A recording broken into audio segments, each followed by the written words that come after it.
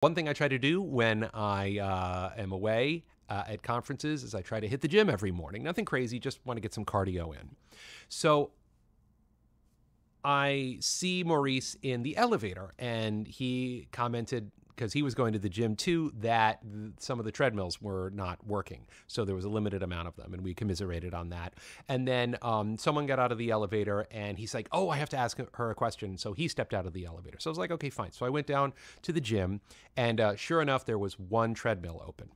So I decided to be a good human, so I held the treadmill for him. So when he came down, I went and got on one of the exercise bikes, and he was very appreciative. So that was fine. So we both did our workout, and we finished at about the same time.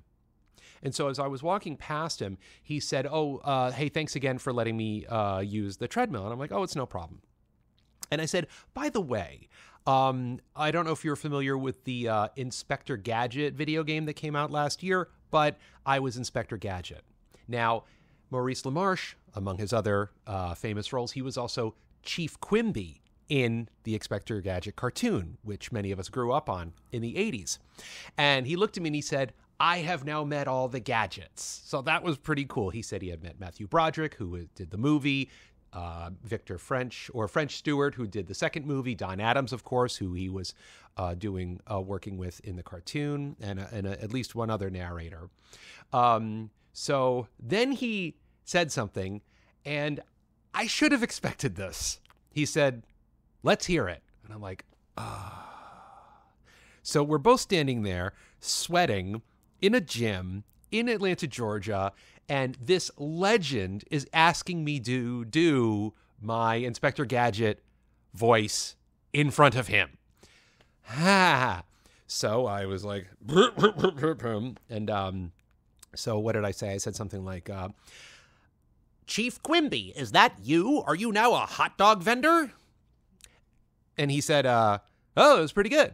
Now, even if I was terrible, he would have said, oh, that's pretty good, because he's just a nice guy and he's not going to be, be like, that was a pretty lousy impression that you made just there. So I said, oh, thank you so much. And then we talked about it a little bit.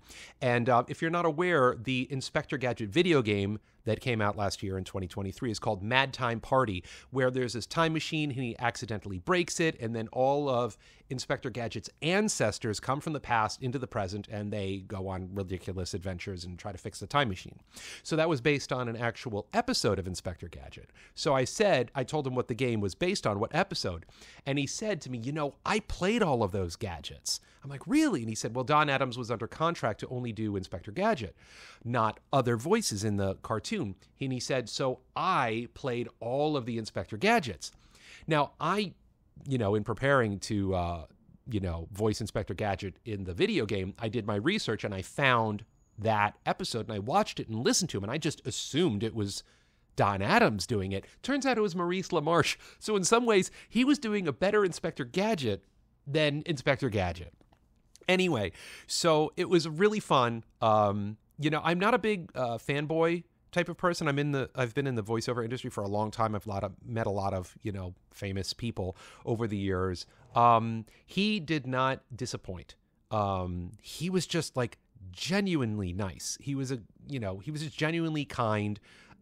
We had a great little, moment there. And of course, then my mind went to fantasizing about how, I would get on stage and we'd read a scene and, all that stuff. But of course, that wasn't going to happen. And of course, it didn't happen. But, my mind went a little crazy in a good way. So it was just really exciting. And it's really fun to see people who you grew up admiring turning out to be as good of a human as you hoped they would be.